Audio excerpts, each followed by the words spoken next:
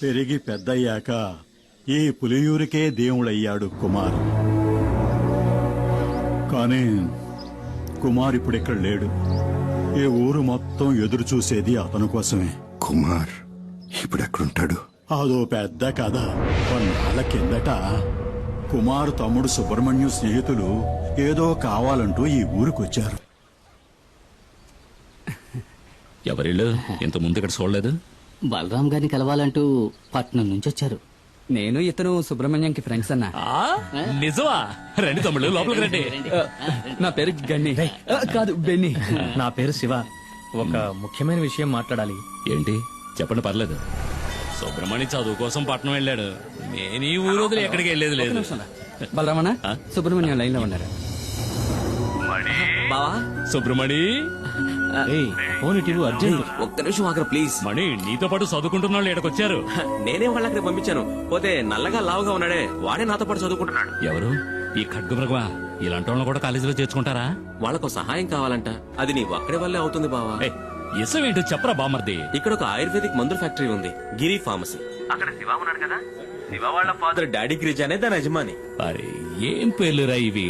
Daddy Girija. బావా, వీళ్ళు ఇక్కడ ఒక శాస్త్రజ్ఞుడి సహాయంతో క్యాన్సర్ ని నయం చేసే మందుని కనిపెట్టారు.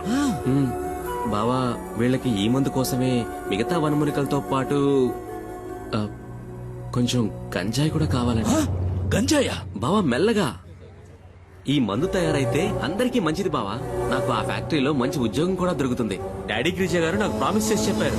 మా ఓడికి మంచి జరుగుతుందంటే ఈ బలరాముడు దేనికైనా తెగిస్తాడు. ఎందుకంటే మణి సంతోషంగా ఉంటే కుమార్ సంతోషంగా ఉంటాడు. కుమార్ సంతోషంగా ఉంటే ఈ బలరాముడు కూడా సంతోషంగా ఉంటాడు. ఈ అడవిలో సకల రోగాలకి మందులు ఉంటాయని చెప్తూ ఉంటారు. కానీ గంజాయిలో క్యాన్సర్ మందు ఉందని చెప్పడం నేను ఎప్పుడూ వినలేదే. ఇక్కడ బండ్లు జారుతాయి, కూర్చొంతో చూసుకుని రండి. అన్నా, ఈ అడవిలో సుమారు 2 గంటల సేపటి నుంచి నడుస్తూనే ఉన్నాం. ఇంకా స్థలం రాలేదా? దీనికే గస పెడితే ఎట్టాగబ్బా? ఇంకా వెళ్ళాలా? పొద్దుమాను తినడం తాగడం కాదు, ఒళ్ళొంచి పనిచేయాల. ఇట్టా ఉంటే ఇడికి పిల్లనెవరు? నడిచి నడిచి కాళ్ళు పీకుతున్నారు.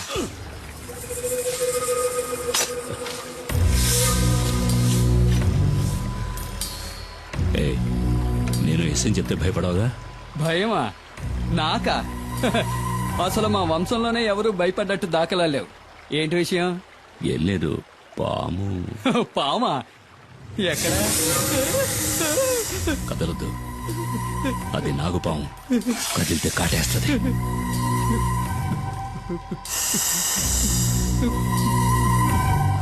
దాన్ని కొట్టి చంపేయండి. చంపాలా? ఎందుకు? పావు ఏం పాపం చేసిందయ్యా? అడవనేది పావులకి, పొరుగు పుట్రకి, మృగాలకి సొంతం. ఆ ఉన్న చోటికి మనం రావడమే తప్పు. నెమ్మదిగా ఇంట్లో వాళ్ళందరినీ అడిగినట్టు చెప్పు.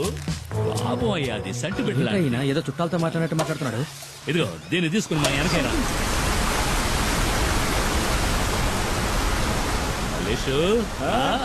మావా, ఏంటి మావా, ఏంటి ఇక్కడ? ఏం లేదురా, ఈడు నాకు బాగా కావాల్సిన వాళ్ళు. అన్నతో చెప్పి ఆ మందంటే ఇప్పించు. నీకు తెలుసుగా మావా, పరిచయంలో ఉన్న వాళ్ళతో ఈ వ్యాపారం చేయమని. అరే మనకిళ్ళు బాగా కావాల్సిన వాళ్ళని చెప్తున్నాను కదా. సరే, రామని అడిగి చూస్తాను. ఈయన నాకు చాలా సహాయం చేశాడు. రండి వెళ్దాం.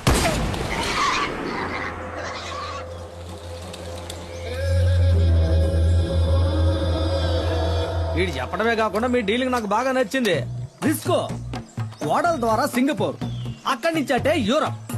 ఏదో మా సింహాద్రి చెప్పాడు కదా అని ఒప్పుకున్నా. కానీ ఈ ఒక్కసారే సరుకు సప్లై చేస్తా. నాకు 2 వారాల టైం కావాలి. 2 వారాల? మొక్కలు బాగానే ఎదిగినాయి. కోసి ఎండేసి ప్యాక్ చేయడమే. సరుకుని పులియూరుకి తీసుకొచ్చి చేరుస్తాం. ఆ పైన రిస్క్ మీదే.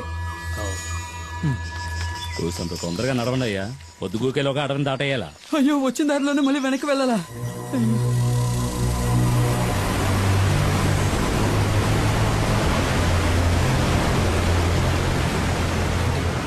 ఏమైంది?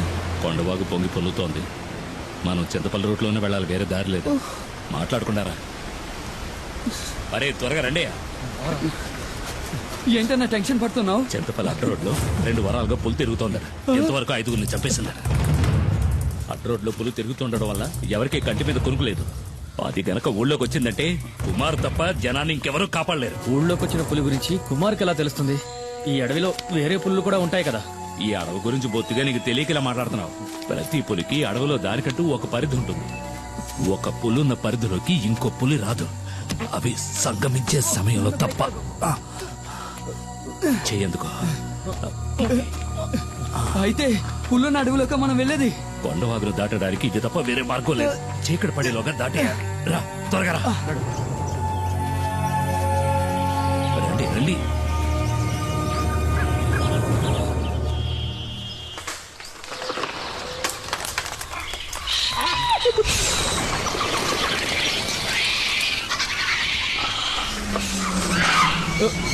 ఏమిటి శబ్దం?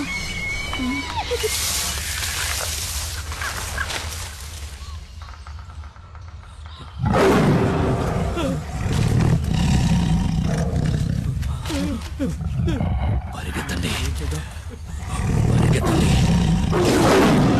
పరిగెత్తండి.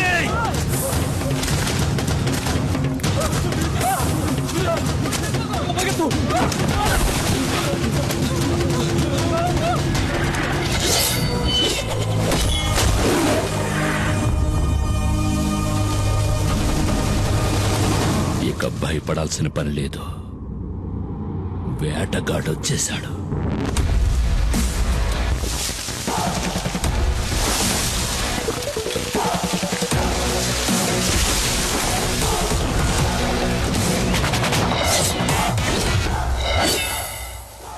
పులిరా పులిరా మన్యం పులిరా నీ అందగా నిలిచే మన్యం పులిరా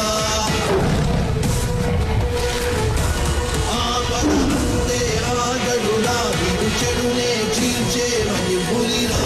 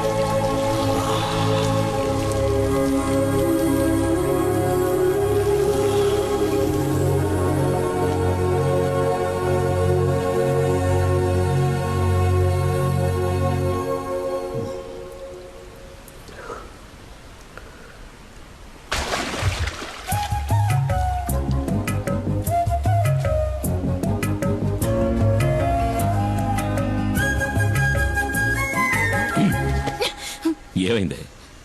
ఎందుకు అలా బొంగమూతి పెట్టావు? ఉం? పులియూరులందరికీ బాగా తెలుసు పులిని వేటాడాక తలస్నానం చేస్తావని. ఏమీ తెలియని అమాయకుళ్ళ నటిస్తావు. ఏంటి వాగుతున్నా? చాలు చాలు, నేనేం బుర్రలేందాను కాదు. నువ్వు పులిని చంపేవని నాకు తెలుసు. పులా? ఏ పులి? ఆ, ఏమీ ఎరగడు పాపం. ఇప్పుడు ఈ ఇంట్లో దీనివల్ల ఎంత పెద్ద గొడవ అవుద్దో తెలీదు. ఎందుకే రోడ్డుకు వచ్చినట్టు మాట్లాడతావు? ఇట్రా. వద్దు, ఈ ముచ్చట్లే వద్దు. ఈ 2 రోజులు ఎక్కడున్నావు? అత్తారింట్లో నీతో చెప్పాక పనికెళ్ళా? ఏయ్! చిన్ని. ఇంకోసారి పులిగోళ్ళు చర్మం దొరికాయని ఫారెస్ట్ ఆఫీసర్లు ఇంటికొచ్చి అడిగారనుకో, అప్పుడుంటది నా చేతిలో నీ పని. నాకు తెలియదా ఏంటి నీ కోపం ఎంతసేపు? ఏయ్, ఎందుకే వచ్చేలాగా కసు బుస్సమంటావు? మన చిన్ని ఇంకా ఎన్నాడని ఒక్కతే ఆడుకుంటుంది. గీలి కుమార్. నాన్న నిన్ను అమ్మ గిలి కుమారని అంది. అనని మీ నాన్న గిలి కుమారా పులి కుమారా అని మీ అమ్మకి బాగా తెలుసు. ఏంటి సరసం పిల్ల ముందు? పో నాకు అక్కడికి. తెలుసు నువ్వు పులి కుమారువే.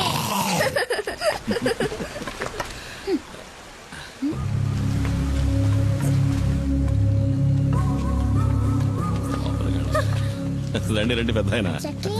చిన్ని మళ్ళీ వచ్చింది చూసావా? ఆడుకో.